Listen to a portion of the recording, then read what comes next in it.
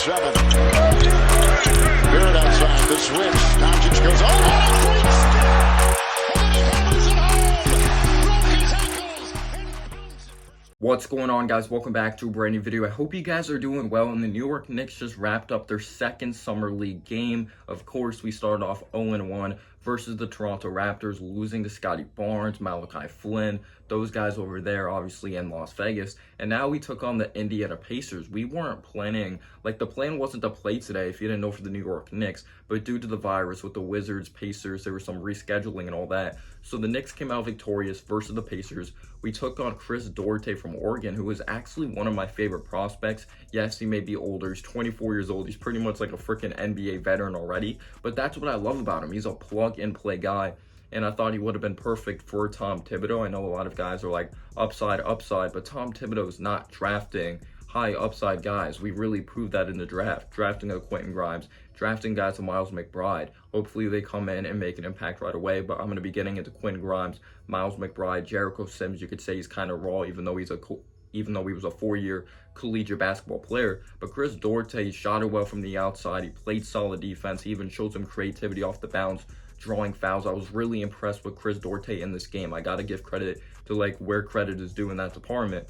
So now let's get into the New York Knicks.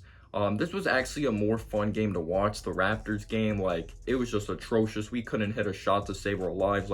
I don't know if we're rusty or we were just that buns. I would like to think we were rusty because we shot it a lot better in this basketball game. So I'm going to be starting off with Immanuel Quickley. I know a lot of people could say Immanuel Quickley still has work to do in this department.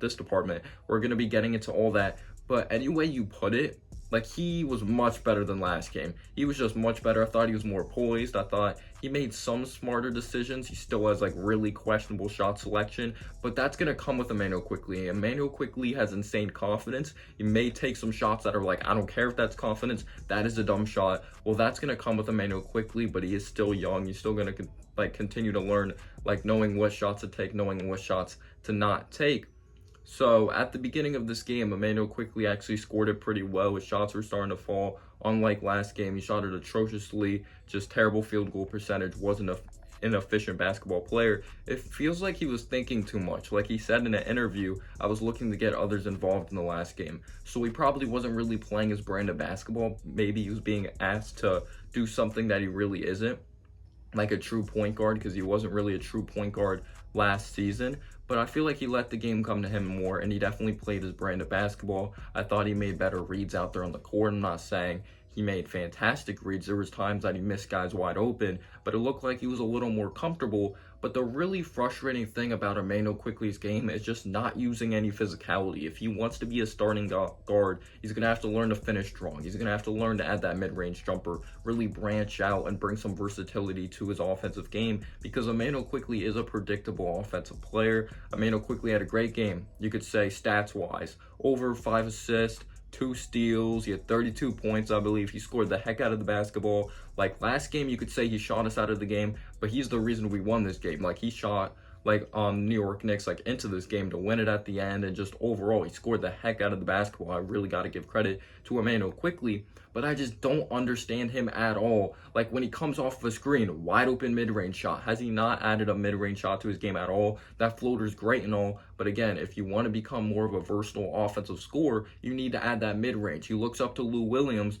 Lou Williams, yes, sometimes he can add a little or use a little teardrop in the lane, but when you come off the screen and you have so much space, you take that mid-range jumper. That should be your bread and butter, but he could always add that to his game. But it's just really frustrating sometimes to see him take deep floaters when they don't really make sense. And now getting into the layups here. So this is the physicality I was talking about. Like I said, freaking floater. When sometimes he goes up with that soft finger roll. I'm not saying he did it much in this game, but I'm just giving an example, because he had a very nice drive that he took it strong to the hoop, which you love. You want to see Immanuel Quickley take it strong to the hoop, and it frustrated me so much because I'm why doesn't he do that more? Why does he not do that more? Because we just saw that he's capable of it. Of course, it is Summer League. I'm not getting overly excited. It is Summer League. We've seen great players that or we've seen solid talents in the Summer League, and they don't really end up being anything in the NBA. But I got to give credit to Immanuel Quickley. Nice bounce back game. I thought he made better reads. He just has to be more consistent. It's He knows he could pass the ball in certain situations, but he looks to score. But I like the chemistry with Obi Toppin. I feel like he does a great job with those lobs. Like, he recognizes, like, in the paint, like, where to pass it in the paint, which I really do like. He's more of like a perimeter type of, like, passer, in my opinion. Like, when he's outside on the perimeter, instead of like coming off of screens, he doesn't look to consistently pass coming off of a like screen and roll, or if it's supposed to be a screen and roll, when he comes off the screen, he looks to do that floater instead of like kicking it out or finding the roll man. But yeah, outside, when he comes off the screen, he's like patient outside, and then he like lobs it up. You would like to see a little more dribble penetration at times, but I thought Immanuel Quickley had a fine game. Maybe I'm looking a little too much into it. I tend to do that. So now let's get into Miles McBride. I thought Miles McBride had a very solid game. I really liked what he brought to the table. He played strong. You could say like he let the offensive player get to his spots like at the beginning of this game, but the thing you love is that he's a learner. He really adjusts on the fly in the basketball game. He really is a quick learner. He processes information very well. So I do like how he was really able to adjust on defense throughout the game, and he really started to use that physicality. And I said he would be a better offensive player than Marcus Smart. Again, this is the summer league, but he shot it better from beyond the arc. I believe he was 2 for 3 from 3, and I just love his mid-range shot. His mid-range shot is beautiful, really beautiful to watch. Like the mid-range shot's very like undervalued or not really talked about that much. Like the best offensive players like in the league really value that mid-range shot. If it's a Jimmy Butler, if it's a Kawhi Leonard, like a DeMar DeRozan, like a lot of great players like a Chris Paul really utilize that mid-range shot because it's going to be available in the playoffs. Like I know you're supposed to shoot the 3 ball nowadays, but it's still like easy points if you know how to knock it down. But McBride did a really great job getting to his spots. He had a very nice and one. I thought he played extremely hard. Respect to Miles McBride for sure. So now let's move on to Quentin Grimes. Quentin Grimes, another shaky game. He didn't shoot it well at all from beyond the arc, and this is what I've been trying to say. I don't like that. I don't like being that person that's like, I told you so. That's not what I'm trying to say here.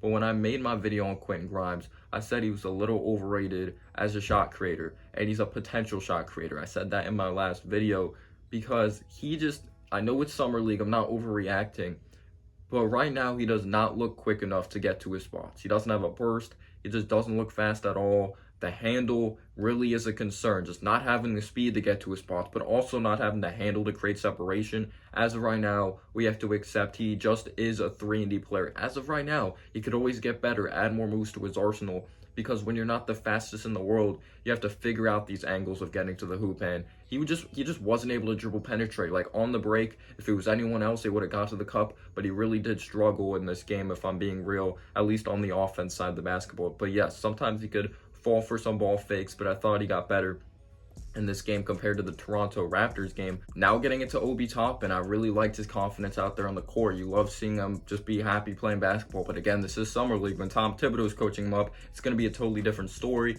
Yes, he wasn't the most efficient. He had some turnovers. He has to have a better mental picture of what he's going to do when he gets to the basket. That really affected his field goal percentage, but he shot it a lot better from beyond the arc, which I really like to see. The corner threes, like that really high arc and whatever he's doing with his mechanics really affect his corner threes. Like he knocked one down, but he always has that one air ball with that rainbow shot that he shoots it over the basket. But I liked his patience. I loved his poise in this game. His defensive awareness definitely is getting better. He had a nice post move. It's like his post game still isn't consistent like at all, but I liked what I saw from Obi. He turned over the ball actually a lot in the first half, but he got better throughout the game, and Obi Toppin's learned to be like a slow learner. Like he's a late developer, and that's okay if it was the high school level, the college level, and it might happen in the NBA, but we hope he's a solid backup behind Julius Randle or however we go on to utilize Obi. Thought Obi had a solid game. Props to him, but he definitely needs to go up stronger. That one play that Chris Duarte just swatted that shot out of bounds,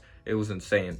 Now moving on to Jericho Sims. Maybe he didn't have the best of offensive game. Like, you're not asking him to have a big time offensive game. He wasn't some like very versatile offensive player coming out of college, but I just loved his vertical defense. Like CK2K brought up, like I thought he brought up a perfect tweet. Just like, I love how this dude just plays straight hands up fundamental defense. Like how he just jumps up vertical. And I actually saw them doing a drill one time, like a summer league practice, because that was a knock on Jericho Sims, that he got into foul trouble at times. And I feel like the Knicks have really worked on that with him in practice, and I love it. Obviously, we signed him to a two-way contract, a great athlete. There was close to being like a very good connection between Quickley and Sims, but it was just a little too high. I'm kidding, it wasn't too high. Just we can't blame Sims on too high of passes because Sims has an insane vertical threat. He's just an insane vertical threat, but he does such a great job of coming off a screen so hard. He's so physical. One play, he was in the paint. He scored over 3 people. He just has such great patience and awareness, and I just love watching him play because of that second jump, because of his athleticism. He's fearless, and he's a mentally tough player. I really like what I saw from Jericho Sims on the boards, down low in the paint, really fronting people, and I feel like we need that type of physicality. Mitch doesn't bring that. Noel doesn't bring that. But now let's get into Rokas Bidas a little bit, Joku Bidas for a little bit. So when I watched, I'm never going to be able to pronounce that name. So Rokas, he wasn't out there like that long. Like he had some moments that he was out there on the court. But if I'm being real, there wasn't really much to talk about. Like there was times that he was solid defensively, times that people blew right by him. He couldn't catch the basketball to save his life. I feel like he was really nervous out there. Just wanted to throw that in there. Luka Vildoza really looks like he's going to be the odd man out. Like, he's not going to be in the rotation if he's only getting like 4 minutes in the summer league. He just looks lost out there, honestly. Let me know down below your thoughts and analysis, and peace out, y'all.